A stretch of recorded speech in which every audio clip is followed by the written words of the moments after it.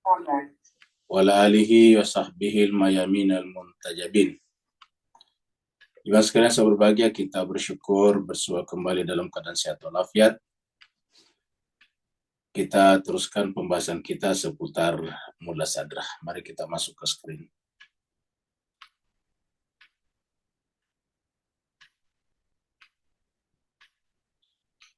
Jadi terakhir kita sampai di paragraf ini. Ya, jadi ini adalah masih berbicara tentang dasar-dasar pemikiran mula sadrah. Jadi di sini adalah adapun mengenai kalam Syiah sendiri, karya-karya menjadi sumber utama. Jadi di antara sumber utamanya juga mula sadrah tentu adalah kalam Syiah, ilmu teologinya Syiah. Dan di atas juga yang lain kita sudah bahas sebelumnya, ya. Dan kita lihat di sini karya yang digunakan adalah tajrid. Ini adalah karyanya Nasiruddin Tusi untuk ilmu kalam, ya. Kita Nasiruddin Tusi ini adalah ahli kalam, seperti juga Ghazali di Sunni. Jadi kalau Tusi di Syiah, kalau di Sunni itu adalah Imam Ghazali. Ya, jadi itu adalah ahli dalam ilmu kalam. Ya. Kemudian ada juga syarah terhadap buku tajrid ini, seperti yang ditulis oleh Al-Mahili, Samsuddin Khafri, Fakhruddin Samaki, Sadruddin Dastaki, dan Mansur Dastaki. Ya, ini kita sudah bahas. Sekarang kita masuk di sini. Pemahaman mula sadrah terhadap kalam Syiah juga mencakup pemikiran Ismailiyah. Jadi kalau bicara tentang Syiah bagi mula sadrah, bahkan juga tentu Zaidiyah. Cuma memang kalau menyangkut masalah kalam itu Zaidiyah tidak begitu populer karena Zaidiyah banyak mengakomodasi ilmu kalamnya Sunni di situ. Makanya kan kalau Zaidiyah itu lebih condong kepada Asy'ariyah contohnya begitu. Nah, sedangkan kalau kalau Ismailiyah sendiri, nah kita lihat di sini maka juga digunakan Ismailiyah. Kita tahu bahwa aliran Syiah itu ada 3 macam yang besar. Yang paling besar adalah Imamiyah atau biasa disebut dengan Isna Asyariyah. Kemudian yang kedua adalah Zaidiyah, kemudian yang ketiga adalah Ismailiyah.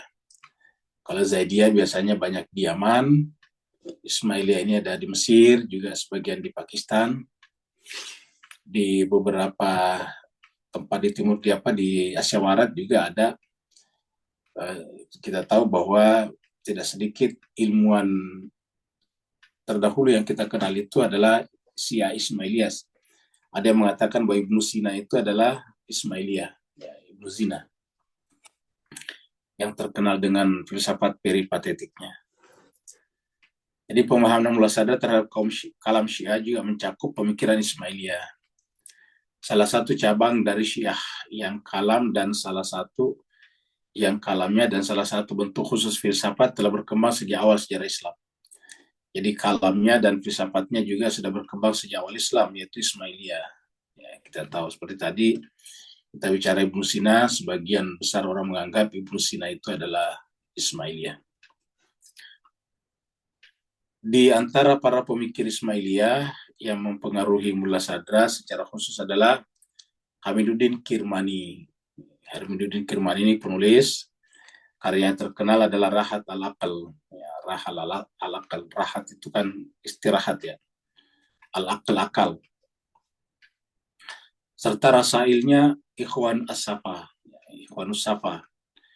Ya, Ikhwan Safa ini sebetulnya adalah satu kelompok, ya, persaudaraan Safa yang yang menulis, ya, kumpulan tulisan mereka dan terkenal Rasail, ya, Ikhwan Safa. Yang walaupun mungkin tidak ditulis sepenuhnya oleh penulis-penulis Ismailiyah, namun belakangan digabungkan ke dalam literatur mazhab Ismailiyah. Jadi dikelompokkan ke dalam literatur ataukah referensi mazhab Ismailiyah. Dalam beberapa topik seperti aliran wujud, ya, aliran wujud yang banyak mempengaruhi mula sadrah. Dulu namanya Sarayan Al-Wujud, ya, Sarayan Al-Wujud. Dalam segala sesuatu maksudnya kekuatan alam, ya. Jadi aliran wujud di dalam segala sesuatu. Masuknya kekuatan alam, ya, jadi kekuatan alam. Jadi masuknya kekuatan alam ke dalam alam fisik. Jadi masuknya kekuatan alam ke dalam alam fisik. Ini biasa diinggriskan dengan infusion of the power of nature. Ya. Serta penciptaan jiwa dan tubuh. Jadi serta penciptaan jiwa dan tubuh. Pengaruh Hamiduddin terhadap Mullah Sadra terlihat dengan jelas. Ya. Jadi pengaruh Hamiduddin, Kirmani tadinya nih. Ya. Pengaruh Hamiduddin terhadap Mullah Sadra terlihat dengan jelas. Ya. Dalam berbicara tentang wujud nantinya. Terutama berkaitan dengan bagaimana caranya alam non fisik masuk ke dalam alam fisik atau sebaliknya. Ya. Begitu pula dengan rasail. Ya, begitu pula dengan rasail. Dalam perpaduan ayat-ayat Al-Quran dengan masalah-masalah filosofis, diskusi-diskusi tentang kekuatan universal cinta, masalah-masalah eskatologis. Ya, kita tahu kalau masalah eskatologis itu menyangkut masalah alam akhirat. Eskatologis itu kan yang menyangkut tujuan akhir. Jadi eskatologi. Jadi kalau biasanya dalam filsafat bicara tentang alam akhirat, biasanya bicara tentang eskatologis. Atau bicara tentang apa sih tujuan akhir daripada segala sesuatu, itu eskatologis. Ya. Dan perbandingan antara mikrokosmos dan makrokosmos. Ya, mikrokosmos dan makrokosmos. Jadi kita tahu bahwa alam semesta kita ini biasa disebut dengan kosmos besar. Ya. Maka disebut dengan makrokosmos. Manusia biasa disebut dengan kosmos kecil. Ya. Kosmos itu alam, makro ini salah satu makro di sini, makrokosmos ya. Jadi kosmos ini adalah alam. Ya, maka alam besar biasa disebut dengan makrokosmos. Ya. Biasa disebut dengan alam kabir. Kemudian mikrokosmos ini menjadi alam sagir. Jadi ini adalah mikrokosmos, makrokosmos. Ini ada dua pendapat tentang ini. Ada yang menganggap bahwa alam semesta ini adalah makrokosmos dan diri manusia adalah mikrokosmos. Tapi ada juga yang membalik. Justru manusia itulah yang makrokosmosnya, alam semesta ini adalah mikrokosmosnya.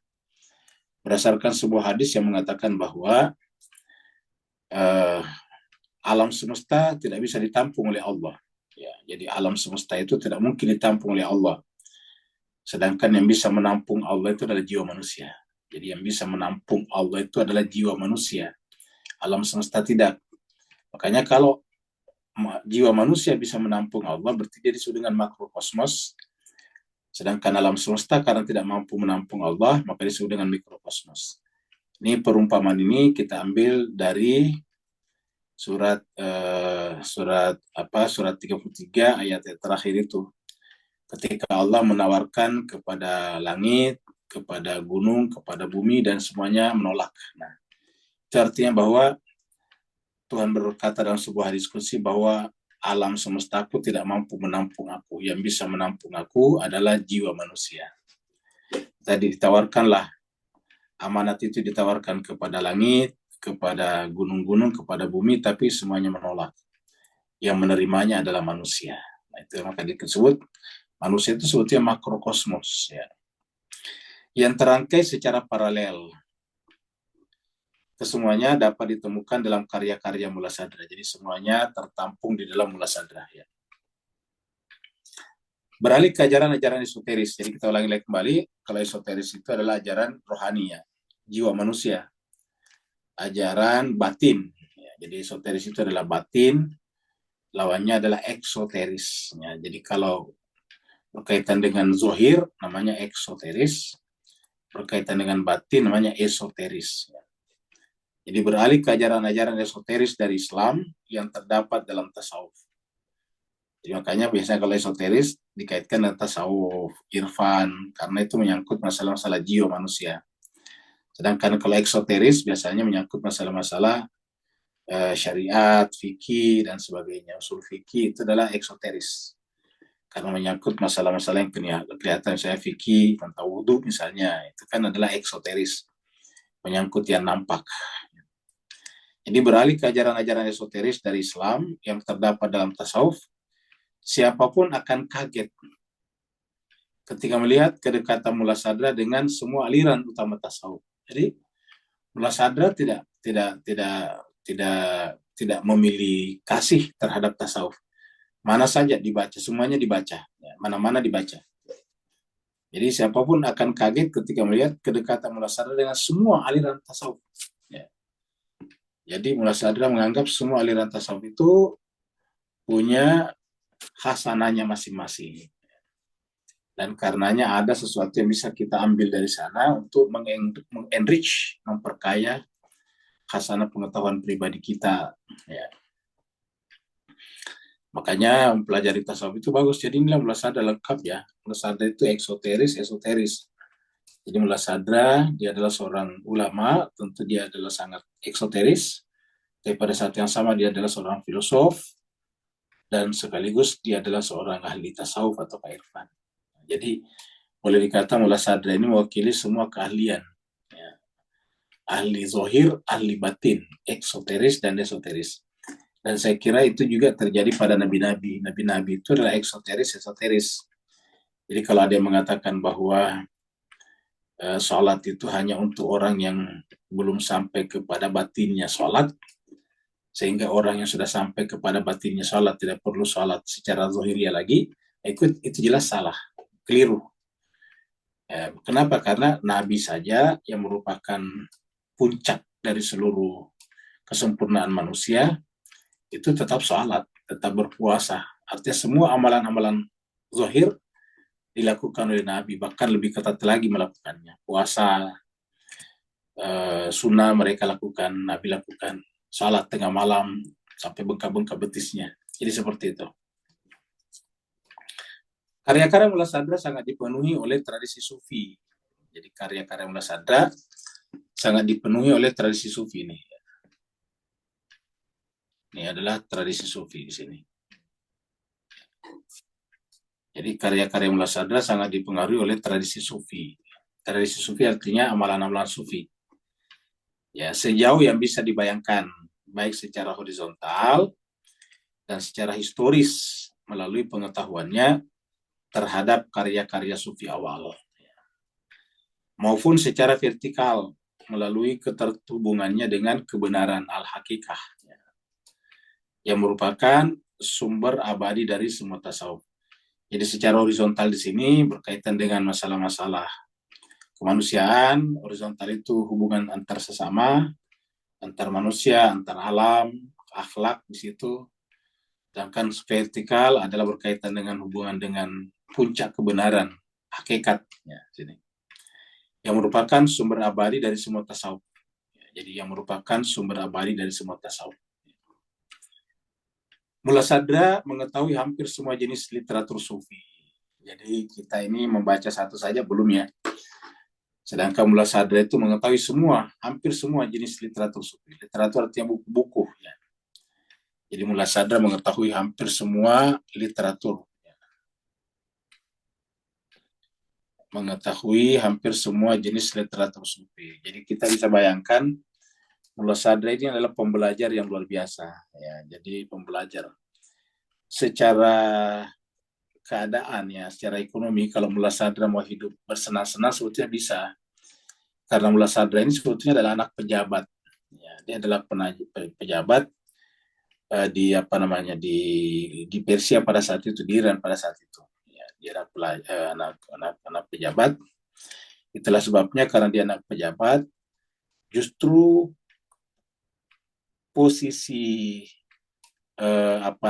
posisi aristokrasinya ini, posisi anak kepejabatannya ini bukan digunakan untuk bersenang-senang seperti mana sebagian anak-anak pejabat yang lain, tetapi justru digunakan untuk belajar dan belajar. Jadi karena dia anak pejabat tentu punya uang, maka dia gunakan untuk beli buku. Jadi banyak sekali bukunya itu Mullah Sadra, bikin perpustakaan sendiri ya.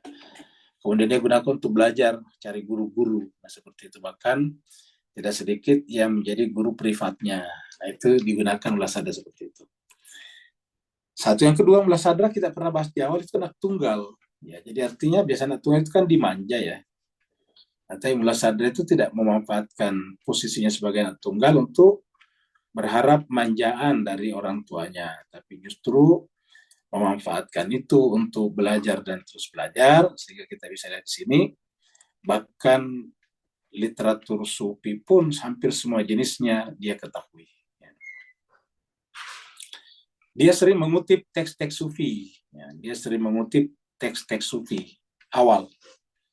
Jadi mengutip teks-teks sufi awal tentang etika dan amalan sufi, etika akhlak ya. Kalau etika ini adalah akhlak. Dan amalan sufi seperti Qut al-Qulub, ya. Qutul Qulub, ya. Manazil as-Sairin. Manazil itu adalah manzila-manzilanya para pejalan, sairin, orang yang berjalan. Awarif al-Ma'arif, ini di bahasa Melayu, bahasa Indonesia juga diterjemahkan ini. Awarif al-Ma'arif. Ini karyanya kalau tidak salah adalah Suhrawardi, tapi bukan Suhrawardi, bukan Suhrawardi yang apa namanya Isyraki. Karena ada Suhrawardi itu dua terkenal.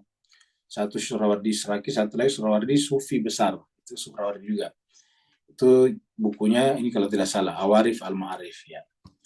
Kemudian Ihya Ulumuddin ini adalah Imam Ghazali. Ya, kita ini terkenal lagi di Asia Tenggara. Kalau di Asia Tenggara di pesantren-pesantren atau ke pondok-pondok itu, pondok belajar agama biasanya pasti ada Ihya Ulumuddin.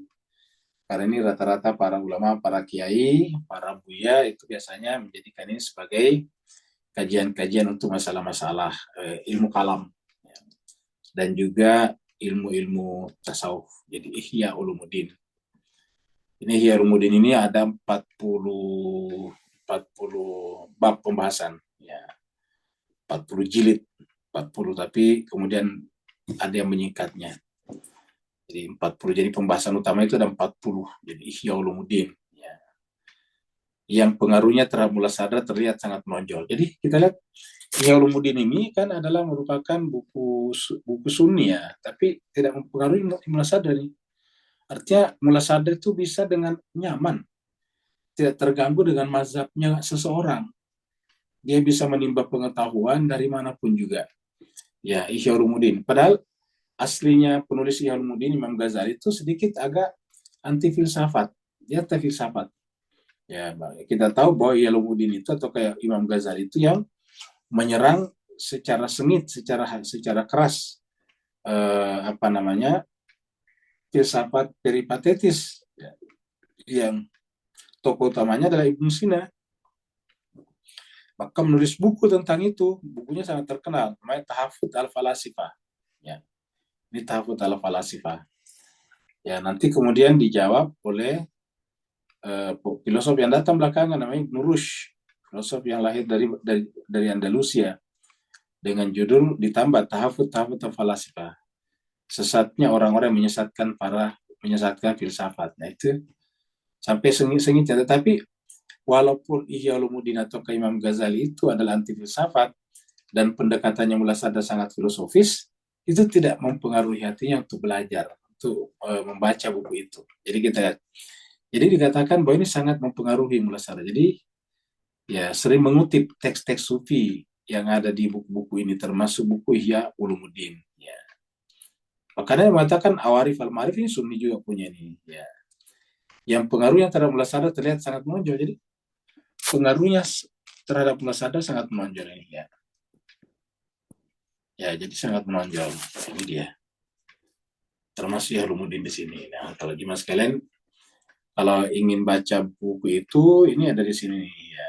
Kita di sini. Ihya Ulumuddin ya. Kalau tidak salah ada di sini ya.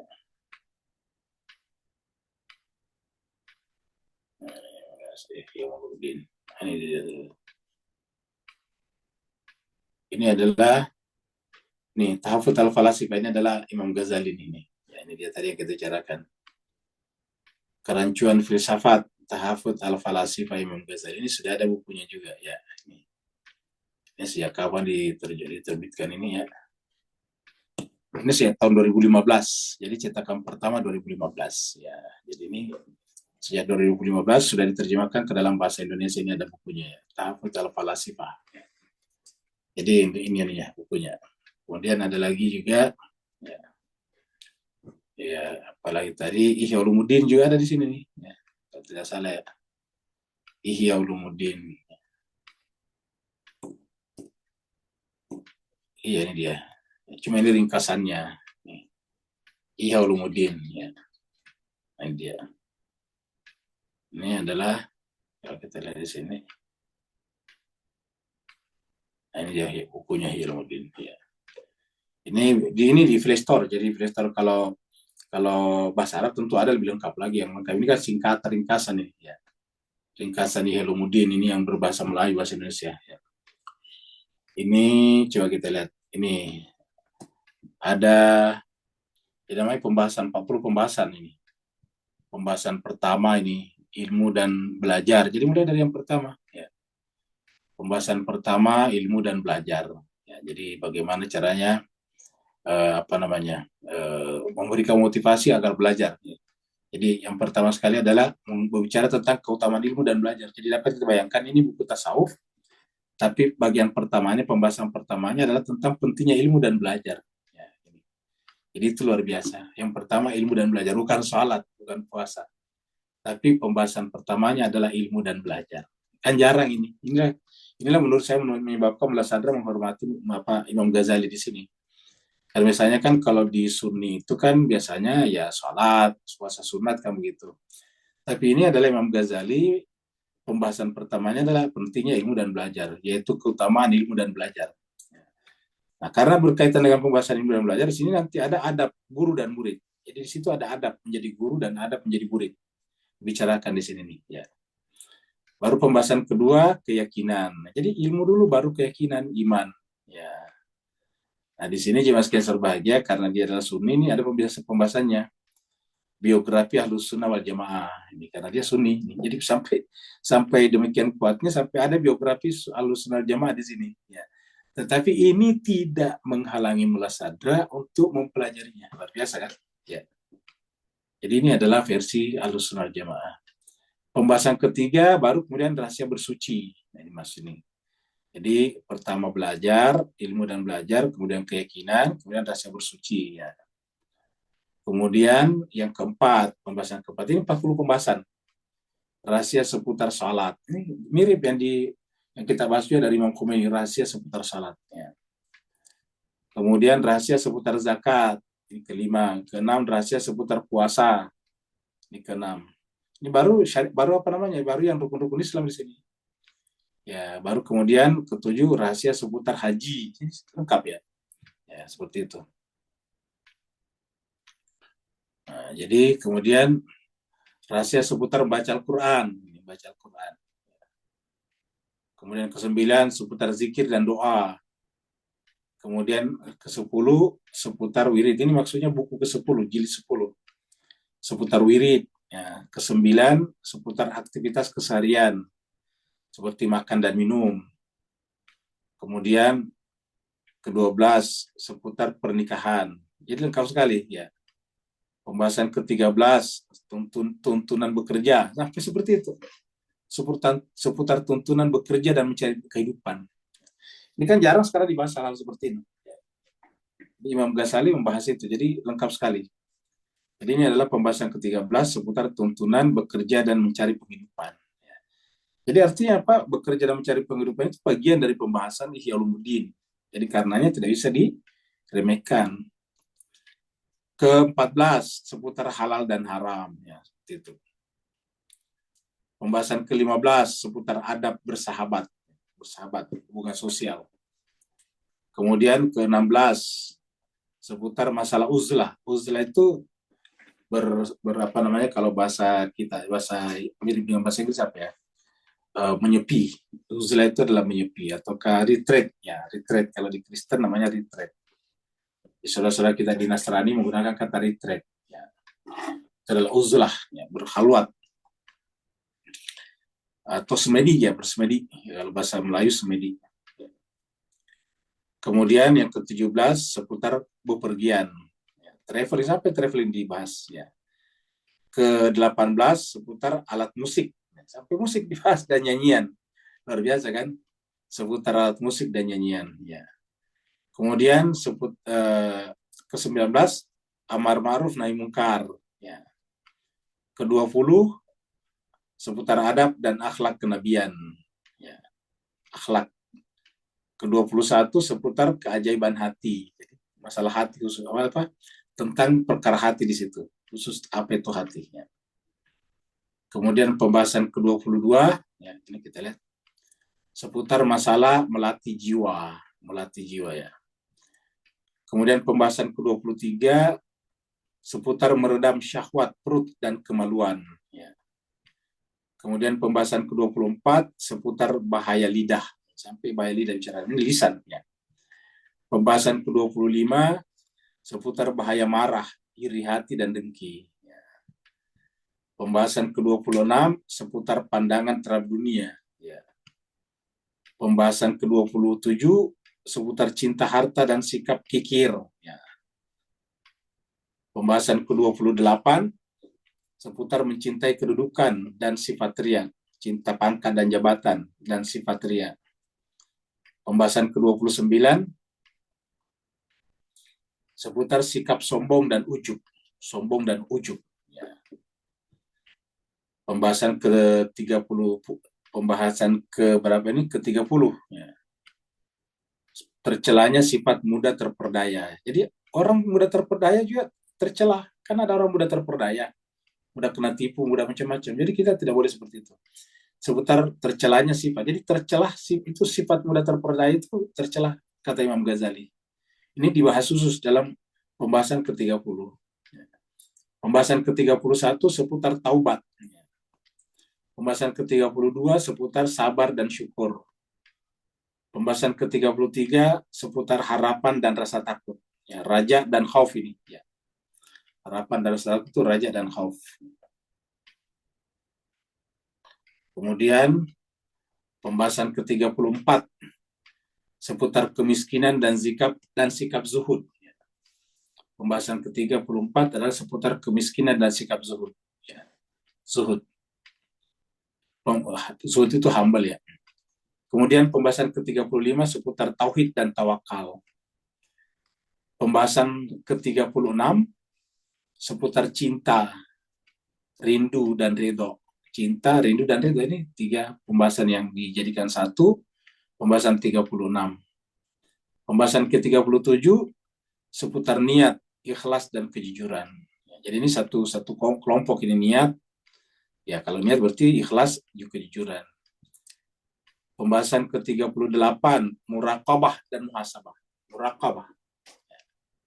Jadi kata-kata muraqabah dan muraqabah itu adalah mengawasi diri sendiri, kemudian muhasabah mengoreksi diri sendiri. Jadi ini diartikan dengan mengontrol dan mengoreksi diri. Pembahasan ke-39 seputar berpikir. Jadi berpikir di sini. Jadi di awal tentang pengetahuan, di akhir-akhir kembali lagi sini tentang berpikir. Ya. Pembahasan terakhir 40 ini 40 jemaah sekalian. Jadi 40. Ya. Jadi kalau misalnya Imam Nawawi bikin hadis 40, arba'in, ini dia bikin pembahasan arba'in juga 40 pembahasan. 40 tema. Seputar mengingat kematian dan kehidupan sesudahnya. Jadi al-ma'at ini bagian terakhir.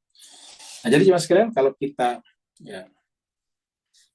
kalau kita lihat buku ini satu pembahasan ini satu jilid, jadi 40 jilid itu Ihya Ulumuddin. Jadi aslinya itu Ihya Ulumuddin 40 jilid, karena ini satu jilid ini kalau satu pembahasan ini. Ya, seperti itu. Nah, kemudian diringkas menjadi satu buku seperti sekarang yang kita bukakan di sini. Nah, jadi itulah kira-kira sedikit bahwa seorang Mullah Sadra yang ulama besar Syiah ini juga mempelajari dengan saksama Ihya Ulumuddin. Bahkan yang kita lihat pengaruhnya terhadap Mullah Sadra itu sangat menonjol. Ingat, pengaruhnya terhadap Mullah Sadra sangat menonjol. Jadi kita membahas ini supaya kita juga menjadi arif. Karena terkadang kan karena kita mengaku menemukan mazhab yang baik, yang indah ini, tiba-tiba kemudian, wah itu yang lain salah. Tidak mau lagi bergaul, tidak mau lagi menerima yang dari mereka, itu tidak boleh. Hadis-hadis kita harus gunakan, sumber-sumber seperti ini kita gunakan. Coba lihat Ihya Ulumuddin tadi, dia jelas-jelas di awal disampaikan itu adalah akidahnya Ahlussunnah wal Jamaah tadi kita lihat pada pembahasan keberapa tadi itu. Tetapi itu tidak menghalangi Mullah Sadra untuk mengambil pelajaran, untuk mengambil hikmah dari buku ini. Ya, ini harusnya kita juga belajar dari Mula Sadra. Bahwa kita boleh belajar ilmu apapun juga, dari siapapun juga, selama itu bermanfaat. Nanti kita lah yang menyatukannya dalam diri kita. Kontradiksi-kontradiksinya kita selesaikan. Ya. Dia juga memperlihatkan pengetahuannya yang dalam terhadap karya-karya sufi yang lebih teoretis seperti Zubedahnya Ain Al-Qudat Hamadani. Ya. Ain Al-Qudat Hamadani ini adalah juga Sunni nih, dan tulisan-tulisan ala Ad-Daulah Simnani. Jadi banyak. Mullah Sadra juga dikenal sangat akrab dengan syair-syair. Jadi bukan hanya karya-karya tulisan itu, tapi syair-syair juga. Jadi dia pun mempelajari syair-syair. Ya, dikenal sangat akrab dengan syair-syair Sufi Persia. Syair-syair. Ya. Jadi kita lihat ini penyair-penyair terkenal. Dan kita tahu, kalau di Persia itu penyair yang terkenal diantaranya adalah Shiraz. Ya, Shiraz ya. Apa namanya? Pusatnya adalah Shiraz. Ya, pusatnya adalah Shiraz. Kalau kita pergi ke Shiraz itu ada beberapa penyair ada di sana. Ya. Kalau tidak salah Hafiz itu ada di sana kuburannya, museumnya. Ya. Jadi kita sampaikan bahwa salah satu pusatnya Sufi Persia dulu itu adalah Shiraz. Shiraz ini adalah tempatnya Mullah Sadra tadi. Kalau Mullah Sadra kan Shirazi. Ya. Dia adalah Shirazi karena dia ada Shiraz. Pembahasan pertama kita juga dari Shiraz, di Shiraz. Baru pindah ke Isfahan, baru pindah ke ke dekatnya Qum itu.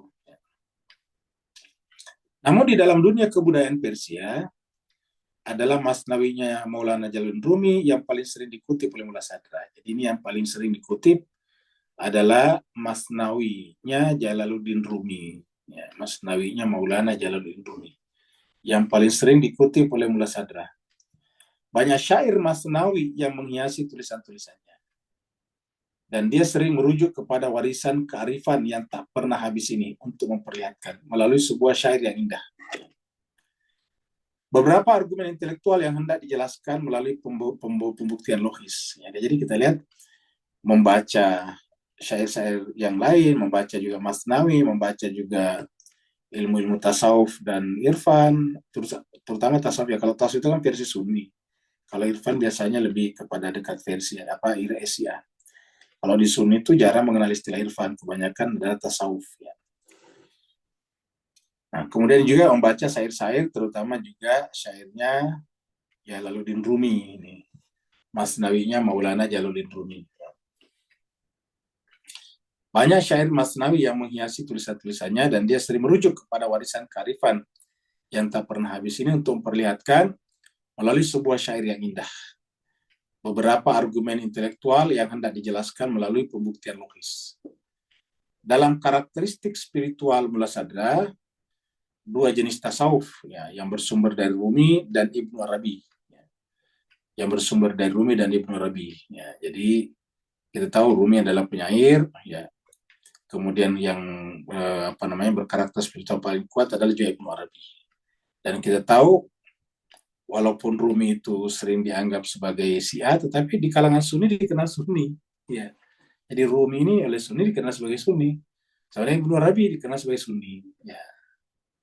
Makanya kita lihat kalau Rumi ini kan dekat ke Turki, walaupun dia dulu Persia, tapi dia sekarang masuk wilayah Turki. Makanya kan kuburannya kalau kita ke sana ke Turki. Ya. Ibnu Arabi.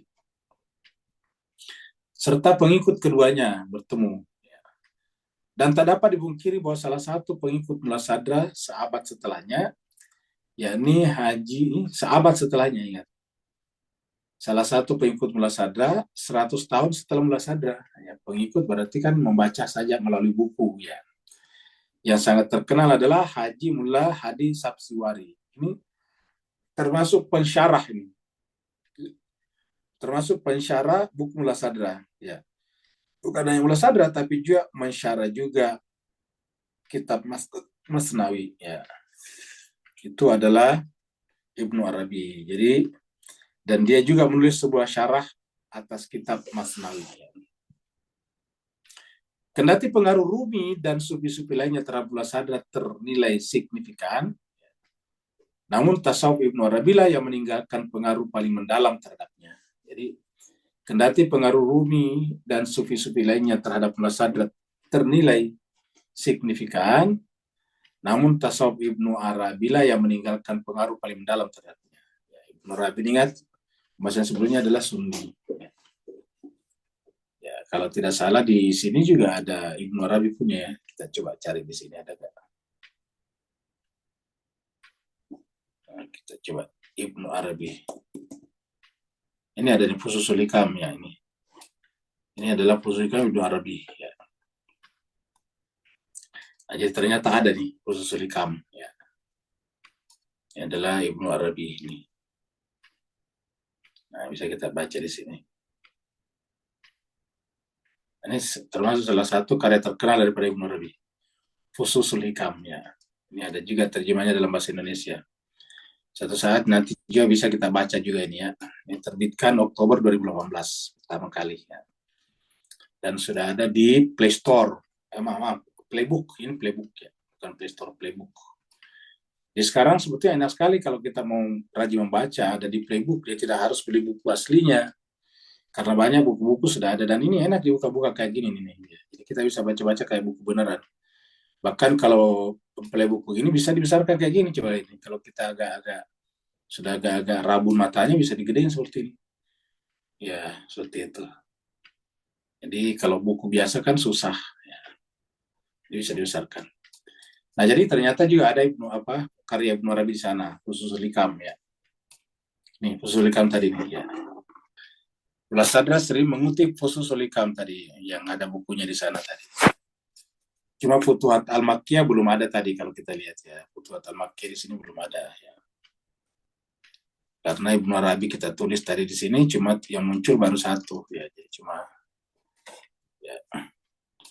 Jadi Futuhat Al-Makkiyah belum ada ya. Belum ada. Ya, belum ada. Jadi Ibnu Arabi cuma satu ini. Ya. Ini versi bahasa Indonesia, kalau bahasa Inggris tentu ada ya. Nah, tetapi kita tahu bahasa Indonesianya biar bisa kita pelajari di sini. Kalau kita pakai bahasa Arabnya kesulitan untuk selalu kita menerjemahkannya. Nah, jadi jemaah sekalian berbahagia, Mullah Sadra sangat sering mengutip Fususul Hikam dan Futuhat Al-Makkiyah ya. Dan Futuhat Al-Makkiyah ini dua masterpiece-nya Ibnu Arabi, ya, Fususul Hikam dan Futuhat Al-Makkiyah.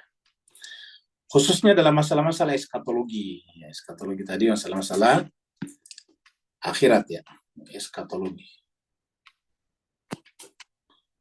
Sebagaimana yang telah disebutkan sebelumnya, bagian terakhir Asfar, bagian terakhir daripada bukunya Mullah Sadra yang 9 jilid itu Asfar, yang membahas masalah jiwa dan proses penciptaannya, diakhiri dengan sebuah kutipan panjang. Jadi diakhiri dengan sebuah kutipan panjang dari Futuhat. Jadi bagian terakhir adalah kutipan dari Futuhat. Ya, jadi jemaah sekalian ini. Jadi kutipan dari Futuhat. Ya. Jadi ketika berbicara tentang bagian-bagian akhir, dia mengutip panjang sekali tentang Futuhat Al-Makkiyah ini. Futuhat Al-Makkiyah. Ya. Mullah Sadra tak dapat dibayangkan tanpa Ibnu Arabi. Jadi coba, yang mengatakan begini adalah Syekh Hussein Nasr. Jadi Syekh Hussein Nasr mengatakan bahwa Mullah Sadra tak dapat dibayangkan tanpa Ibnu Arabi. Ini kata-kata yang luar biasa. Artinya, begitu besarnya pengaruh Ibnu Arabi pada diri Mullah Sadra. Dan disinilah kita lihat jemaah sekalian kesatuan antara Sunni dan Syiah, karena Ibnu Arabi ini adalah Sunni, sedangkan Mullah Sadra Syiah. Tetapi kita bisa bayangkan bahwa Mullah Sadra tak dapat dibayangkan tanpa Ibnu Arabi. Ya. Ini kata-kata ini perlu kita camkan ini. Ya. Ini pengakuan saya Hussein Nasr ini Syiah juga. Ya. Tapi dengan jujur mengatakan bahwa Mullah Sadra tak dapat dibayangkan tanpa Ibnu Arabi. Ya. Jadi kita bisa perpanjang. Mullah Sadra yang Syiah tak dapat dibayangkan tanpa Ibnu Arabi yang Sunni. Ya. Dan salah satu jalur penting pengaruh ajaran Syekh Akbar itu Ibnu Arabi. Jadi Ibnu Arabi itu biasanya disebut Syekhul Akbar. Ya. Jadi salah satu jalur penting, ya, kalau misalnya di Islam itu kan ada orang yang dapat, ada ulama tertentu dapat gelar syekh. Sebetulnya banyak, tetapi maksudnya yang dikenal sangat populer itu adalah Ibnu Arabi dengan Syekhul Akbar. Ya. Kalau di Sunni itu Ibnu Taimiyah disebut dengan Syekhul Islam. Gitu. Jadi kalau di Sunni itu yang namanya Ibnu Taimiyah dikenal dengan Syekhul Islam. Ya.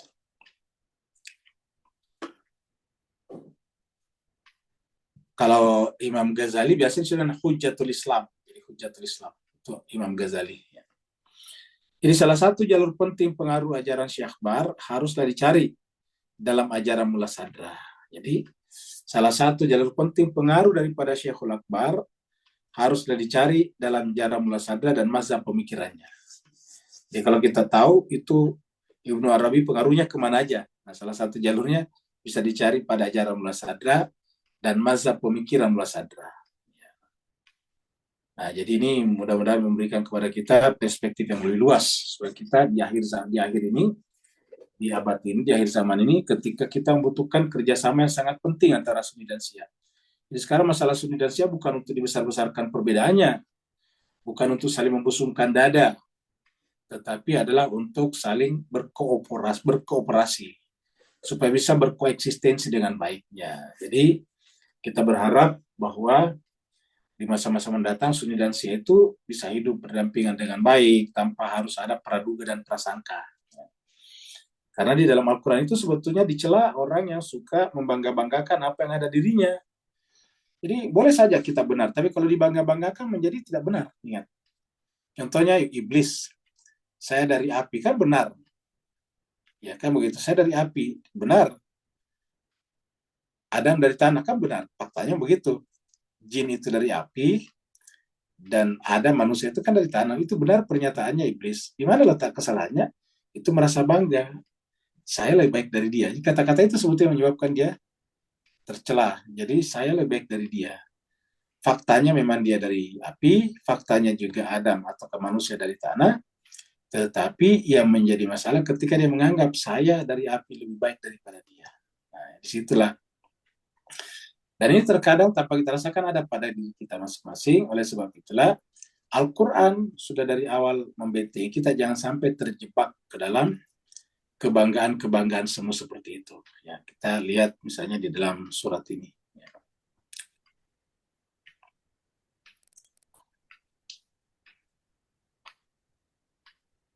Surat 30.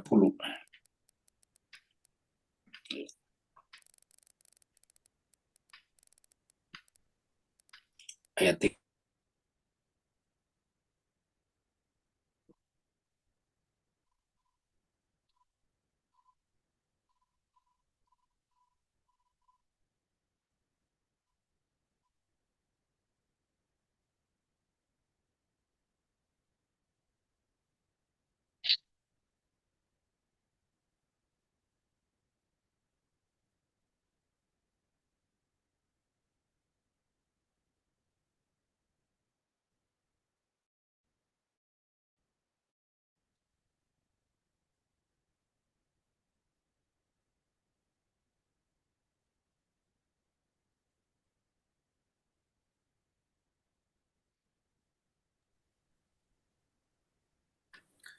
Kita teruskan Pak Uya, mohon maaf tadi keluar.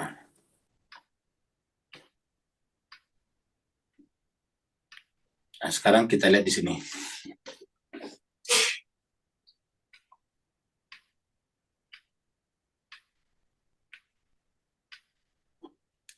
Nah, jadi kita lihat di sini nih. Surat Ar-Rum surat 30 ayat 30. Allah berfirman, A'udzubillahi minasyaitonirrajim. Bismillahirrahmanirrahim. Fa'aqim wajhaka lid-dini hanifah. Maka hadapkanlah wajah kamu kepada agama hanifah secara lurus. Hanif itu secara ikhlas, tulus, tanpa ada kepentingan. Fitrat Allah allati fataran nas 'alaiha. Jadi apa yang disebut dengan hanif yaitu kepada fitrah Allah, karena kita ini fitrah Allah. Fitrah Allah itulah yang digunakan menciptakan manusia. Fitrat Allah allati fataran nas 'alaiha. Jadi fitrah Allah itulah yang digunakan menciptakan manusia, sehingga dalam diri manusia adalah ada fitrah Allah.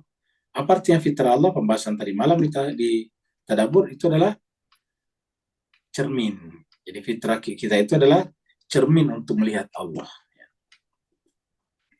Fataran nas 'alaiha. La tabdila li khalqillah, dan itu tidak ada perubahan, sama pada semua orang. Mau kaya, mau miskin, mau sekolahnya tinggi, sekolahnya tidak ada, sama semuanya. Arab, Ajam sama. La tabdila li khalqillah, tidak ada perubahan dalam ciptaan Allah berkenaan dengan konsep fitrat Allah allati fataran nasa alaiha. Dzalika dinul qayyim. Jadi kalau kita menghadapkan wajah kepada fitrah, artinya menjadikan fitrah itu sebagai orientasi kita, dzalika dinul qayyim, itulah agama yang lurus. Walakinna, kan tetapi, aksaran nas, banyak manusia, layak lamun tidak mengetahui. Jadi sayangnya kata ayat ini, walakin akan tetapi aksaran nasi, banyak manusia, layak lamun yang tidak mengetahui. Nah, karena banyak tidak mengetahui, Tuhan mengatakan di sini ayat 31. Munibina ilaihi, ya, kembalilah kepada Allah, kembalilah kepada fitrah itu.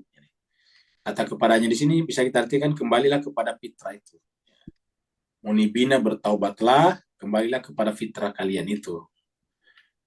Wattaquhu, dan bertakwalah kepada Allah melalui fitrah tadi. Waqimus shalah, dan dirikanlah salat. Jadi kalau berdasarkan ayat ini harus benar-benar jiwa kita menghadap kepada Allah, baru salat enak. Waqimus shalah. Baru kemudian wala takunu minal musyrikin. Kalian jangan menjadi orang yang musyrik. Ya. Jadi di sini munibina ilaihi, arahkanlah pandangan hati kalian kepada Allah, kepada fitrah. Bertakwalah kepadanya dan dirikanlah salat. Dan larangannya ini perintah, ini larangan. Janganlah kalian menjadi bagian dari orang-orang yang musyrik. Apa itu musyrik? Ada dualitas dalam jiwanya. Musyrik itu adalah ketika jiwanya tidak hanif. Jadi janganlah kalian menjadi musyrik. Ada kepentingan, ada yang dibesarkan selain daripada Allah. Nah, siapakah musyrik ini? Ingat, siapakah musyrik ini? Ini definisinya di sini, ayat 32. Ya. Jadi, minal musyrikin, baru dimulai lagi minal ladina. Jadi, minal musyrikin, minal ladina sama. Jadi, al-ladina di sini orang-orang musyrik. Jadi bisa dibacakan wala takun minal musyrikin, diulangi di sini wala takunu minal ladzina farraqu. Ya.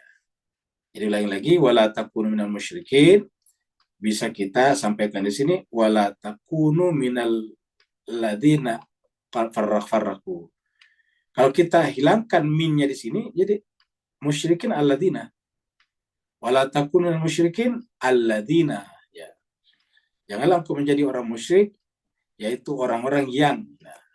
Karena minnya dimulai dengan mim, ya kita baca wala takunu minal ladzina farraqu dinahum. Janganlah kalian menjadi orang yang farraqu. Farraqu itu memecah belah. Ya. Farraqu itu memilah-milah, memfirqah-firqah. Minal ladzina farraqu dinahum, yang memilah-milah agama mereka. Ya. Jadi agama tidak boleh pisah-pisah sebetulnya. Seperti Sunni Syiah sebetulnya tidak boleh. Kita hanya satu saja. Wakanu syi'an, sehingga agama menjadi berkelompok-kelompok ini. Minal ladzina farraqu, janganlah menjadi orang yang memecah belah agama, dan karena itu termasuk musyrik. Jadi kenapa tidak langsung wala takun minal ladzina farraqu? Karena Allah menjelaskan bahwa ini perbuatan musyrik. Karena orang memecah belah agama itu berarti kan ada kepentingannya, ada egonya masuk di sana. Ya, jadi ada egonya yang menyebabkan agama terpecah belah. Farraqu dinahum, memecah belah agama mereka. Wa kanu syi'an, sehingga agama menjadi berkelompok-kelompok, banyak golongannya. Dan setiap kelompok, kullu hizbin, setiap golongan, setiap firqah, bima ladaihim, terhadap apa yang ada pada mereka, farihun, dia banggakan. Nah, jadi kita boleh berkeyakinan bahwa mazhab kita ataukah golongan kita yang paling benar, tetapi tidak boleh dibanggakan di depan orang atau kepada orang. Ya, tidak boleh. Apalagi kemudian kita kita menyindir-nyindir orang. Ya. Tidak boleh sama sekali. Jadi boleh kita yakin dengan kebenaran hizab kita atau syiah kita, ini syiah, tetapi tidak boleh farihun, tidak boleh membangga-banggakan. Kullu hizbin bima ladaihim farihun. Ini juga yang dilarangkan Allah kepada Qarun. Penyebabnya Qarun itu jatuh. Ingat, Qarun tadinya itu sebelum masuk ke dalam golongannya Fir'aun, dia adalah golongannya Nabi Musa. Jadi Fir'aun itu tadinya golongannya Nabi Musa. Jadi Fir'aun Qarun itu golongannya Nabi Musa tadinya. Ya, coba kita lihat di sini. Jadi Qarun itu tadinya adalah pengikutnya Nabi Musa. Pengikutnya Nabi Musa ya betul. Karena kana min qaumi Musa. Jadi kita lihat di sini nih. Ya, kana min qaumi Musa. Ya, tadinya dia adalah min qaumi Musa. Ya. Kana min qaumi Musa. Ya. Ini ada nih. Al-Qasas 76. Kita lihat di sini surat Al-Qasas. Ya.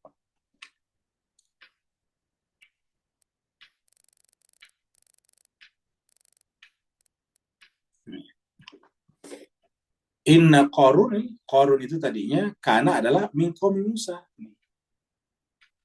Inna Qarun tadinya min qaumi Musa. Kita artikan saja jemaah pengajiannya Musa. Gitu. Muridnya Musa. Ya. Jadi tadinya Qarun itu muridnya Musa. Tapi apa yang terjadi? Fabaga alaihim. Dia menyimpang dari ajarannya Musa. Ya. Apa sebabnya? Wa atainahu minal kunuzi. Ya. Karena kami berikan kepadanya perbendaharaan harta. Tiba-tiba jadi kaya raya. Ma'inna mafatihahu. Sedemikian kayanya. Sampai kunci-kuncinya. Ya. Tidak. Ya. Ma'inna mafatihahu. Kunci-kuncinya tidak mampu latanu bil osbah. Tidak mampu dimuat. Diangkut. Ya. Bil osbah oleh sejumlah orang. Oleh kuat yang memiliki kekuatan. Jadi orang-orang besar yang kuat tidak mampu memikulnya. Kunci-kuncinya saja. Nah, kapan dia bermasalah di sini? Kapan dia ini kan diterangkan bahwanya dia menyimpang, aniaya. Kapan dia menyimpang dari ajarannya Musa? Nah ini. Iz qala lahu ketika ketika kaumnya datang kepada Qarun mengatakan la tafrah. Kamu jangan bangga. La tafrah. Apa sebabnya? Innallaha la yuhibbul farhin. Allah tidak suka orang yang bangga-banggakan diri. Nah, ini tadi yang bicarakan tadi di surat 30 tadi itu. Innallaha la yuhibbul farihin. Nah, kita balik lagi ke surat 30 tadi nih ya. Ayat 32 tadi ya. Nah, ini dia. Ada farihin ini. Jadi sama tadi farihin. Nah, jadi jemaah sekalian berbahagia membangga-banggakan tidak boleh. Jadi kalau Bapak Ibu semuanya memiliki satu mazhab, ya amalkanlah mazhabnya. Tanpa harus dibangga-banggakan, sampai menyindir-nyindir orang dalam pertanyaan, itu sering kita dengarkan. Bagaimana itu saudara kita, Pak Ustadz, yang tidak berwilayah lah, itu nggak usah bertanya seperti itu. Itu namanya menyindir orang. Lebih baik kita memperbaiki diri kita. Pertanyaannya, apakah kita sudah sempurna? Itu masalahnya. Kalau kita saja belum sempurna, gimana tiba-tiba nyindir orang? Nah, ini yang harus kita pahami. Jadi, terkadang kita dengarkan dalam pertanyaan-pertanyaan itu, pertanyaannya bukan untuk kepentingan dirinya, tapi orang lain, nyindir orang. Itu tidak boleh. Itu namanya pertanyaan karambol. Pertanyaan apa itu namanya itu pertanyaan biliar. Ya, biliar itu kan dipantulkan. Ya. Jadi sebetulnya tidak bertanya, cuma pengen mengecam orang, tapi dengan cara bertanya. Ya. Nah, jadi cuma sebagai ingat, membangga-banggakan diri tidak boleh. Ya. Tadi ingat ayatnya tadi surat Al-Qasas. Innallaha la yuhibbul farihin. Allah tidak suka orang-orang yang membangga-banggakan dirinya. Nah, jadi saya kira jemaah sekalian ya kita balik lagi ke sini. Ya. Karena kita belajar apa? Belajar filsafat dan belajar irfan. Filsafat mengasah pikiran. Irfan adalah memperhalus hati. Kalau bahasanya tadi malam di Tadabur itu, cermin hati kita seperti yang dikatakan Ratu Balkis, adalah diperhalus sehingga kemudian terjadi penyingkapan. Ya. Di samping Ibnu Arabi, murid-murid dan pensyarah pemikirannya juga sangat dikenal oleh Mullah Sadra. Jadi bukan hanya Ibnu Arabi, tetapi murid-murid dari Ibnu Arabi, pensyarah pemikirannya Ibnu Arabi juga dikenal oleh Mullah Sadra. Ini kan ceritanya Ibnu Arabi duluan dari Mullah Sadra jauh. Ibnu Arabi ini sekitar tahun 1100-an, ini Mullah Sadra 1500-an ya. Masehi. Pada Asfar terdapat rujukan kepada Daud Al-Qaisari. Jadi pada Asfar Al-Arba'ah terdapat rujukan kepada seorang bernama Daud Al-Qaisari, salah seorang pensyarah yang mengomentari Fususul Hikamnya Ibnu Arabi tadi yang terkenal. Serta kepada Hamzah Fanari. Hamzah Fanari. Di Indonesia ada Hamzah Pansuri. Ini bukan Hamzah Pansuri, Hamzah Fanari. Hamzah Pansuri ini dari Aceh. Jadi serta kepada Hamzah Fanari, dan kebetulan Hamzah Pansuri itu juga penganut aliran Ibnu Arabi juga. Jadi ajaran-ajaran Hamzah Pansuri dalam karya-karyanya, dalam syair-syairnya Hamzah Pansuri itu adalah kebetulan juga bercorak Ibnu Arabi. Coba kita lihat di sini contohnya. Kita lihat di sini. Nah, kita lihat di sini.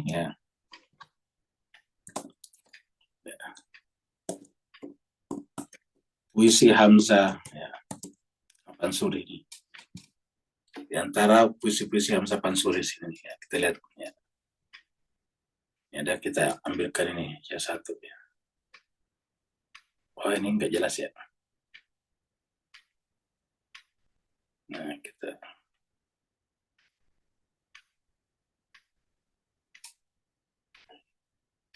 kita ambil saya di sini.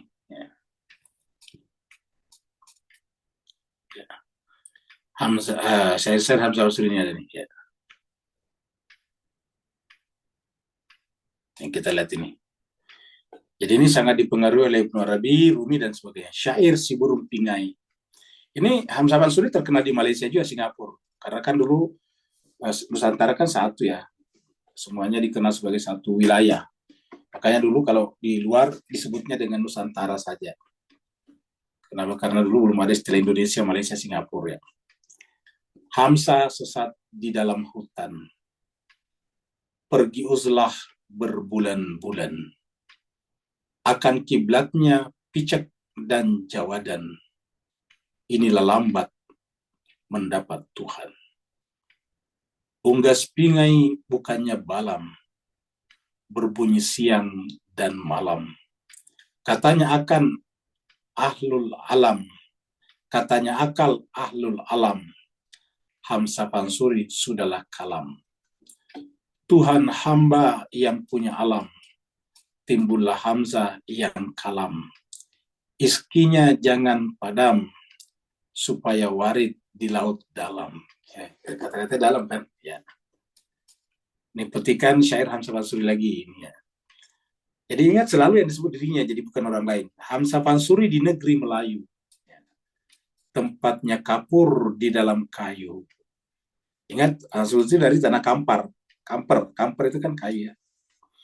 Jadi Hamzah Pansuri di negeri Melayu. Tempatnya kapur di dalam kayu. Asalnya manikam tiadakan layu. Dengan ilmu dunia manakan payu. Hamzah Syahrun Nawi terlalu hapus. Seperti kayu sekalian hangus. Asalnya laut tiada berarus. Menjadi kapur di dalam barus. Ini sangat bercorak Melayu. Dan nanti kita minta Pak Burhan untuk memberikan syarahnya tentang apa namanya, tentang karya-karya Hamzah Pansuri ini. Ini yang paling terkenal syair perahu ya. Inilah gerangan suatu madah, mengarangkan syair terlalu indah, membetuli jalan tempat berpindah, di sanalah itikad diperbetuli sudah. Wahai muda, kenali dirimu. Kenali dirimu ini adalah dari kata-kata Aristoteles ini. Know yourself. Ya. Wahai muda, kenali dirimu. Ialah perahu tamsil tubuhmu. Dia tiadalah berapa lama hidupmu. Ke akhirat jua kekal diammu. Hai muda Arif Budiman, hasilkan kemudi dengan pedoman. Alat perahumu jua kerjakan. Itulah jalan membetuli insan. Perteguh jua alat perahumu, hasilkan bekal air dan kayu. Dayung pengayu taruh di situ, supaya laju perahumu itu. Sudahlah hasil kayu dan air. Angkatlah pula sauh dan layar. Pada beras bekal jantanlah taksir, niscaya sempurna jalan yang kabir. Pertugu jua alat perahumu, muaranya sempit tempatmu lalu. Banyaklah di sana ikan dan hiu, menanti perahumu lalu dari situ. Muaranya dalam, ikannya pun banyak. Di sanalah perahu karam dan rusak, karangnya tajam seperti tombak, ke atas pasir kamu tersesat. Ketahuilah olehmu, hai anak dagang, riaknya rencam, ombaknya karang. Ikan pun banyak datang menyarang, hendak membawa ke tengah sawang. Muaranya itu terlalu sempit, di manakah lalu sampan dan rakit? Jikalau ada pedoman di kapit, sempurnalah jalan terlalu bait. Ya, bait itu artinya jauh. Ya. Baiklah perahu engkau perteguh, hasilkan pendapat dengan tali sauh. Anginnya keras, ombaknya cabuh, pulaunya jauh tempat berlabuh. Lengkapkan pendarat dan tali sauh, derasmu banyak bertemu musuh, selebu rancam ombaknya cabuh. La ilaha illallah, akan tali yang teguh. Barang siapa yang bergantung di situ, teduhlah selebu yang rencam itu. Pedoman betuli perahumu laju, selamat engkau ke pulau itu. La ilaha illallah, jua yang engkau ikut. Di laut keras dan topan ribut, hiu dan paus di belakang menurut. Pertetaplah kemudi, jangan terkejut. Laut silam terlalu dalam, di sanalah perahu rusak dan karam. Sungguh pun banyak di sana menyelam, larang mendapat permata nilam. Laut silam Wahid Al-Qarib. Silan ini Columbus, buku tanya Columbus ya. Riaknya rencam, ombaknya besar, anginnya song-songan membelok sengkar. Perbaik kemudi, jangan berkisar. Itulah laut yang maha indah, kesanalah kita semuanya berpindah. Hasilkan bekal kayu dan juadah, selamatlah engkau sempurna musyahadah. Ini kata-kata musyahadah. Kapan terjadi musyahadah? Ketika kita meleburkan diri ke dalam laut yang maha indah. Kita biasa sebutnya dengan samudra. Itulah laut yang maha indah. Kesanalah kita kesemuanya berpindah. Hasilkan bekal kayu dan juadah, selamatlah engkau sempurna musyahadah. Ya. Silan itu ombaknya kisah, banyaklah akan kesana berpindah. Topan dan ribut terlalu azamah, perbetuli pedoman jangan berubah. Laut kulzum terlalu dalam, ombaknya muhit pada sekalian alam. Banyaklah di sana rusak dan karam, perbaiki naam siang dan malam. Ingatlah sungguh siang dan malam. Laut, ingat kata-kata naam itu maksudnya ketaatan. Naam itu ya, perbaiki ketaatan siang dan malam. Ingati sungguh siang dan malam. Lautnya deras bertambah dalam. Angin pun keras, ombaknya rencam. Ingati perahu jangan tenggelam. Jikalau engkau ingati sungguh, angin yang keras menjadi teduh. Tambahan selalu tetap yang cabuh. Selamat engkau ke pulau itu berlabuh. Sampailah ahad dengan masanya. Ini ahad, tunggal. Datanglah angin dengan paksanya.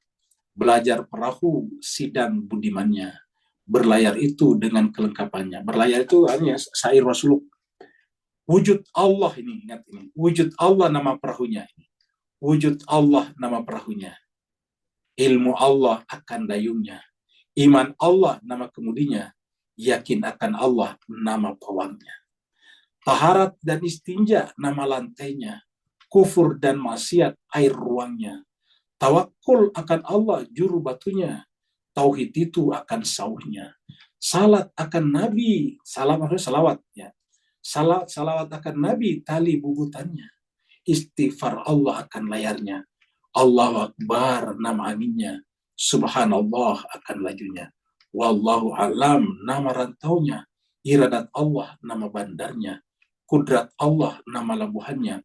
surga jannat An-Naim nama negerinya.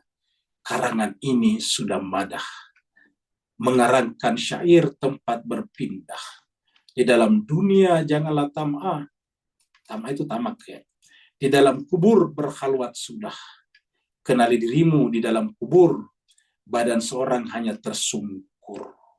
Dengan siapa lawan bertutur, di balik papan badan terhancur. Di dalam dunia banyaklah mamang, ke akhirat jua tempatmu pulang. Janganlah disusahi emas dan uang, itulah membawa badan terbuang. Tuntut ilmu jangan kepalang, di dalam kubur terbaring seorang. Mungkar wa nakir kesana datang, menanyakan jikalau ada engkau sembahyang. Tongkatnya lekat tiada terhisap, badan murmuk siksa dan azab, akalmu itu hilang dan lenyap.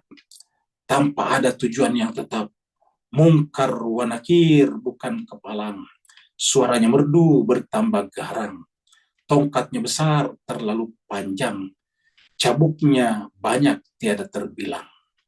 Kenali dirimu, hai anak dagang. Di balik papan tidur terlentang, kelam dan dingin bukan kepalang, dengan siapa lawan berbincang. La ilaha illallah, itulah firman Tuhan, itulah pergantungan alam sekalian. Iman tersurat pada hati insan. Siang dan malam jangan dilalaikan. La ilaha illallah, itu terlalu nyata. Tauhid ma'rifat semata-mata, memandang yang gaib semuanya rata. Lenyapkan ke sana sekalian kita. La ilaha illallah itu janganlah kau permudah-mudah. Sekalian makhluk ke sana berpindah. Daim dan kaim jangan berubah. Khalaq di sana dengan la ilaha illallah. La ilaha illallah itu jangan kau lalaikan. Siang dan malam jangan kau sunyikan. Selama hidup juga engkau pakaikan. Allah dan Rasul juga menyampaikan. La ilaha illallah itu kata yang teguh, memadamkan cahaya sekalian rusuh. Jin dan setan sekalian musuh, hendak membawa dia bersungguh-sungguh. La ilaha illallah itu kesudahan kata. Tauhid ma'rifat semata-mata. Hapuskan hendak sekalian perkara. Hamba dan Tuhan tiada berbeda. Kata-kata ini luar biasa juga sekalian. Ya. La ilaha itu kesudahan kata. Jadi ini adalah kata akhir. Tauhid ma'rifat semata-mata. Hapuskan hendak sekalian perkara. Jadi semua kehendak kita harus hilang. Sehingga hamba dan Tuhan menjadi satu. Tiada berbeda. Ya. Hamba dan Tuhan tiada berbeda. Maksudnya satu. Air yang dituangkan ke dalam samudra menjadi satu. La ilaha illallah itu tempat mengintai. Medan yang kadim tempat berdamai. Wujud Allah terlalu bitai. Siang dan malam jangan bercerai. La ilaha illallah itu tempat musyahadah. Menyatakan tauhid jangan berubah. Sempurnalah jalan iman yang mudah. Pertemuan Tuhan terlalu susah. Hamsa Pansuri. Nah, luar biasa. Jadi karya-karya Hamsa Pansuri luar biasa juga sekalian. Ini dulu lagi man arafah nafsa ini ada di sini. Nah, jadi kalau ada yang kata-katanya tadi yang sulit di sini, ya nanti kita tanyakan kepada ikhwan kita dari Malaysia dan Singapura. Yang ini banyak sekali bercorak Melayunya. Jadi tadi banyak sekali bahasa-bahasa Melayunya di sini, dan kalau dari Singapura ini pasti cukup dalam ya, karena mereka lebih dalam dari bahasa ini. Nah, jadi jemaah sekalian, ini kalau kita ingin baca puisi, Hamzah Pansuri termasuk bagus. Karena ini adalah bercorak Ibnu Arabi. Jadi kita katakan tadi, jadi memang ada juga muridnya namanya Hamzah Panari, kebetulan juga di Indonesia ada Hamzah Pansuri. Ya. Ya. Nah, jadi kepada Hamzah Panari berikut nafahatnya. Jadi dan kebetulan tadi Hamzah Pansuri juga bercorak Ibnu Arabi sekali. Coba dengarkan tadi puisi-puisinya, bercorak Ibnu Arabi sekali. Ya. Jadi berikut nafahatnya, dan Sadruddin Kunawi berikut mafatih gaibnya. Yang keduanya terintegrasi pada mazhab Ibnu Arabi. Namun sayangnya hanya sedikit pemikir intelektual Islam yang mengetahui Ibnu Arabi dan Mulasada. Ini sangat disayangkan. Jadi kata-kata ini perlu kita camkan agar kita jangan menjadi yang sedikit ini. Namun sayangnya kata ini penulis yang mengatakannya, yang mengatakan ini adalah Said Hussein Nasr. Ya. Jadi namun sayangnya hanya sedikit pemikir intelektual Islam yang mengetahui Ibnu Arabi dan Mullah Sadra. Dan bahwa hampir semua pengaruh Ibnu Arabi terhadap generasi Urafat dan Hukama Persia justru diperoleh melalui tulisan-tulisan Mullah Sadra. Jadi jarang langsung ke Ibnu Arabi. Gitu. Nah jadi sayangnya melalui dengan demikian Mas Kaiser bahagia, ini pembahasan kita pada hari ini. Ini hari ini adalah tanggal 12 ya. Bulan 10 24 ya. Jadi Mas Kaiser bahagia tadi karya-karya Hamzah Pansuri di sini banyak nih, gampang sekali sekarang mencari, tinggal di googling ya. Tinggal di googling, nggak perlu masuk perpustakaan ya. Dan kita lihat tadinya di sini ada tadi karya yang sangat menarik di sini, yaitu tadi Man Arafa Nafsa tadi, ya mana tadi itu Man Arafa Nafsa ya.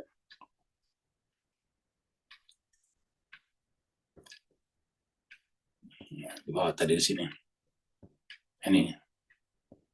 Ini cukup panjang juga ya ini. Jadi ini adalah Man Arafa Nafsa. Biasa kita baca ini Man Arafa Nafsa pakai darah ini. Man Arafa Nafsahu hadis Nabi. Faqad arafa rabbahu tujuan diri. Setelah sampai mengenal diri, maka tercapai ketentraman hati. La ilaha illallah ucapan zahir. Bila mungkir menjadi kafir. Jadi kalau kita mungkir dari ini, ya kita menjadi kafir. Atas hakikat manusia lahir. Cari maknanya di balik tabir. Wujud kidam di dalam fana. Mengisbatkan Allah al-baqa. Sholat daim besar manfaatnya agar tercapai ketenangan jiwa. Itu indah sekali Mas Kaiser lagi ya. Jadi kita lihat sini ya. Ini Hamzah Pansuri merupakan seorang ulama dan pejuang pujangga besar Melayu. Melayu ya. Makanya bahasa yang tadi benar-benar bahasa Melayu. Ya. Jadi kalau ada Pak Haji Torpedo ikut ini pasti gampang memahaminya. Karena dia adalah pujangga besar Melayu. Beliaulah penyair Melayu pertama. Jadi ingat, beliaulah penyair Melayu pertama yang mengubah syair-syair bersifat agama. Jadi dia pertama. Selama Islam masuk ke Nusantara, Hamzah Pansuri inilah yang paling pertama mengubah ya, syair-syair yang bercorak keagamaan. Hamzah Pansuri dipercaya diyakini lahir pada akhir abad ke-16. Akhir abad ke-16 kan berarti 1700 ya, atau 1500 ya. 1500. Ya. Jadi kalau abad ke-16 berarti 1500. Di Barus, ingat kata kapur Barus. Makanya tadi tempat kapur. Di Barus atau Pancor, Sumatera Utara. Pancor disebut pansur, jadi pancor atau pansur, pansuri dalam bahasa Arab. Pada tahun 1726,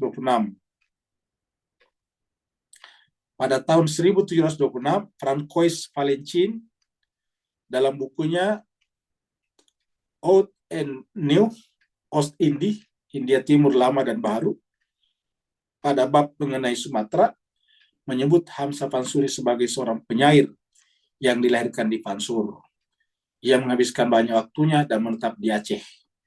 Puisi-puisi ini disadur dari blog media Muslim. Jadi Mas Kaiser bahagia, jadi kita lihat ini mereka 1600 berarti 1500, berarti 500 tahun yang lalu kan.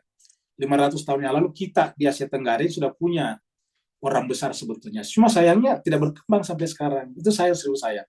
Bayangkan kalau 500 tahun yang lalu kita punya orang seperti ini, dapat kita bayangkan sekarang. Nah, mohon maaf, kita lihat bahwa kualifikasi keulamaan kita belakangan kan agak mengendur, agak turun, kayak begitu. Beda dengan karya. Hampir sekarang kita tidak menemukan lagi ulama yang membuat ataukah intelektual Islam Asia Tenggara yang membuat karya-karya seperti ini seindah ini, indah dan dalam, luar biasa. Indah dan dalam. Kita lihat kata-katanya itu bersajak AA seperti ini. La ilaha illallah ucapan zahir, ini kan R. Bila mungkir menjadi kafir, ya. Atas hakikat manusia lahir, cari makannya di balik tabir, itu kan indah sekali ya. Zahir, kafir, lahir. Cari kata-kata ini berat. Sama-sama mirip zahir, kafir, lahir, tabir, tapi berakhir dengan RRR. Itu kan sajak-sajaknya luar biasa. Jadi inilah Mas Kaiser bahagia. Ini sebetulnya adalah kemunduran bagi kita dan sekaligus kalau kita generasi sekarang tidak mempelajarinya adalah kerugian luar biasa karena kita punya orang, kita punya tokoh yang luar biasa dalam agama dan syair, tetapi kita jarang mempelajarinya. Saya kira itulah pembahasan kita pada kesempatan kali ini. Terima kasih banyak. Waalaikumsalam. Yang mau bertanya dipersilakan. Waalaikumsalam. Waalaikumsalam warahmatullahi wabarakatuh, Pak Nur. Alhamdulillah, barakallahu fi Sallallahu Muhammad wa alihi wa sahbihi. Baik, Astagfirullahaladzim. Bismillahirrahmanirrahim. Ustaz, satu soalan dipecah dua, Ustaz. Silakan. Uh, dalam bab cermin kaca kalbuku Ratu Balkis tadi, bagaimana Ustaz boleh beri pencerahan sisi batinnya, falsafah bagi pesuluk dalam kekata, Ya Rab, teguhiku menujumu, walau aku tahu kau selalu ada di sisiku. Kemudian dalam bab man arafa nafsa, bagaimana Ustaz kupaskan falsafah batinnya tadi bagi pesuluk dalam kekata, Ya Rab, mana mungkin aku karya burukmu, padahal engkau adalah yang maha indah. Barakallahu fi. Afwan semua. Baik, terima kasih banyak Pak Nur. Jadi Pak Nur pasti juga ngerti sekali tadi saja apa puisi-puisinya atau syair-syairnya Hamzah Pansuri karena berbahasa Melayu, bercorak Melayunya sangat kuat. Nah, jadi jemaah sekalian, bagaimana kita memahami dari sisi falsafah dan dari sisi irfan pernyataan Ratu Balkis tadi malam yang kita bahas tentang bahwa jiwa kita itu adalah kaca, ya, adalah cermin, tempat kita melihat wajah Allah di sana. Jadi bisa kita bagi dua, falsafah dan irfan. Falsafahnya mengatakan bahwa hakikat segala sesuatu cuma satu. Itu falsafahnya. Hakikat segala sesuatu cuma satu, yaitu Allah. Seperti dalam syair-syairnya tadi Hamzah Pansuri. Tidak ada selain dia sebetulnya. Ya, yang ada hanya samudra, yang ada hanya laut. Ya, tidak ada selain dia. Jadi apapun hanya Allah. Itu dari sisi falsafah. Dari sisi falsafahnya mengatakan bahwa hakikat benda-benda yang kita lihat itu adalah ketiadaan. Tetapi tidak pernah ada ketiadaan mutlak. Selalu yang ada adalah keberadaan mutlak. Jadi ketiadaan itu adalah ketika kita tidak melihat yang ada. Jadi kata ketiadaan itu ketika kita melihat yang ada. Karena sebetulnya yang tiada ini, kata-kata tiada pernah kita sampaikan, yang kita tiadakan itu adalah benda-benda materialnya, zohirnya. Misalnya kita mengatakan tidak ada pohon, yang kita tiadakan pohonnya, bukan kata adanya. Ya. Nah, sedangkan kata ada itu tidak pernah bisa ditidakkan, tidak pernah kata ada menerima partikel tidak. Ya. Jadi ada itu ya ada, tidak pernah kata tidak. Ya, karena kalau tidak ada kontradiksi namanya. Ya. Ini namanya ada ya ada. Yang kita katakan tidak ada pohon berarti maksudnya pohon itu tidak ada. Jadi bukan adanya yang tidak ada, tapi pohonnya. Pohon tidak sedang mengambil tempat di dalam ruang ada. Maka sedangkan tidak ada pohon. Nah, dengan demikian segala sesuatunya adalah hanya satu. Kalau dari sisi falsafah, itulah sebabnya ilmu filsafat itu cuma dua kalau menurut saya. Sekali filsafat yang mengenal Tuhan atau filsafat yang menolak Tuhan. Nah, filsafat yang menolak Tuhan itu adalah filsafat yang tidak selesai. Karena dia menyatakan tidak ada apapun. Ya, ketika mengatakan tidak ada Tuhan, berarti ada dia yang dia tolak di sana. Kata Tuhan dia tolak. Padahal Tuhan tidak bisa ditolak. Karena Tuhan adalah ada itu sendiri. Kalau kita katakan tidak ada Tuhan, tidak ada, tidak mungkin. Ya, jadi ada mengatakan tidak ada Tuhan, sebetulnya itu belum selesai. Harusnya yang benar adalah tidak ada Tuhan selain ada. Tidak ada Tuhan selain Allah. Tidak ada Tuhan selain yang maha ada. Ya. Tidak ada air, gelas, dipanci dan sebagainya kecuali samudra. Itu baru benar. Kalau dikatakan tidak ada air cangkir, tidak ada air panci, tidak ada air sumur, itu salah. Ya, kalau kita katakan tidak ada air panci, tidak ada air sumur, lalu apa kata air yang kita tolak di sana? Kan air itu adalah sesuatu yang disebut air. Nah, cuma ada sumbernya, yaitu samudra. Nah, begitulah juga dengan penggunaan kata tidak ada Tuhan. Jadi sebetulnya kalau ada filsafat atau filosof mengatakan tidak ada Tuhan, kita lebih tepatnya menyebut filsafatnya belum selesai. Ya, kalau dia teruskan, dia akan sampai kepada yang ada adalah Allah. Ya, seperti itu. Nah, itu dari sisi filsafat. Dari sisi irfan. Dari sisi irfan artinya apa? Artinya bahwa kesadaran kita. Kan kalau irfan itu mulai daripada tadi istilah kenali dirimu sendiri. kata-katanya tadi apa namanya? Kata-katanya tadi Hamzah Pansuri bagus ya. Wahai pemuda, ada tadi di atas ini ya. Ada tadi di sini ya, di awal-awal ya. Soalnya ini panjang ya. Ya, ada tadi. Ini, wahai muda, kenali dirimu. Jadi kata-kata ini, wahai muda, kenali dirimu. Ya. Ia perahu tamsil tubuhmu. Ya. Tiadalah berapa lama hidupmu. Jadi kalau kita mengenal diri kita hanya tubuh, ingat itu bukan asli, itu hanya tamsil, dan itu adalah tidak lama. Ya. Ke akhirat juga kekal diammu. Ya, diamnya kita di akhirat, bukan di tubuh. Jadi kita diamnya bukan di tubuh, tapi di akhirat. Makanya kenali dirimu. Ya, seperti itu. Jadi katakan jadi, hai muda arif budiman, hasil kemudi dengan pedoman. Jadi kemudi harus ada pedomannya. Alat perahumu juga kerjakan. Itulah jalan membetulin insan. Ya. Nah, jadi kesimpulannya kalau irfan itu adalah mensucikan hati. Kalau tadi filsafat meniadakan, tidak ada apapun. Hakikat segala sesuatu cuma satu, itu filsafat. Tetapi ketika irfan adalah mensucikan. Di dalam jiwa kita harus bersih, harus suci seperti Ratu Balkis. Harus sampai pada tingkat tersingkap, mukasyafah semuanya. Begitu kita mukasyafah, yang baru kita saksikan, seperti yang dikatakan filsafat tadi, falsafah. Jadi untuk membuktikan kebenaran filsafat, kita harus mensucikan hati. Ya, cara mensucikan hati tadi adalah dengan mukasyafah sehingga dia musyahadah. Di sini juga tadi ada musyahadah tadi apa namanya di keberapa tadi ada kata musyahadah tadi di sini ya. Nanti Bapak Ibu sekalian lihat ini ada tadinya musyahadah ya. Nah, jadi kesimpulannya seperti itu. Jadi inilah yang harus kita lakukan sebagai tugas kita sebagai hamba. Jadi filsafat dulu baru irfan. Makanya kan lebih duluan filsafat dari irfan. Karena filsafat membuktikan tidak ada apa-apa kecuali yang satu. Nah, yang satu itu di mana? Nah, tugasnya irfan. Bahwa ternyata dia ada di dalam cermin hati kita. Nah, filsafat tidak bisa menemukan itu. Filsafat yang mengatakan bahwa segala sesuatu adalah tidak ada. Yang ada hanya satu itu. Ya. Dan yang mana yang satu itu? Di dalam diri kita. Tugasnya tasawuf atau kairfan mengatakan itu. Makanya dalam kaitan nalar kita tempo hari, kan tingkatannya ya begitu. Nalar paling pendek, paling awal namanya nalar bayani. Di atas lebih dalam sedikit nalar jadali. Di atas lebih tinggi lagi nalar burhani. Tapi apakah burhani atau filsafat yang paling tinggi? Bukan, masih ada irfani. Nalar irfani paling tinggi. Kita sampaikan dulu kalau nalar bayani itu nalar orang awam. Nalar jadali, nalar ilmuwan, saintis. Ya. Kemudian nalar bayani, burhani, nalarnya para filosof. Kemudian nalar irfani, nalarnya para nabi dan rasul. Nah, itu dia. Nah, jadi inilah yang harus kita lakukan agar kita mencapai tingkatan-tingkatan seperti itu. Ada lagi yang lain?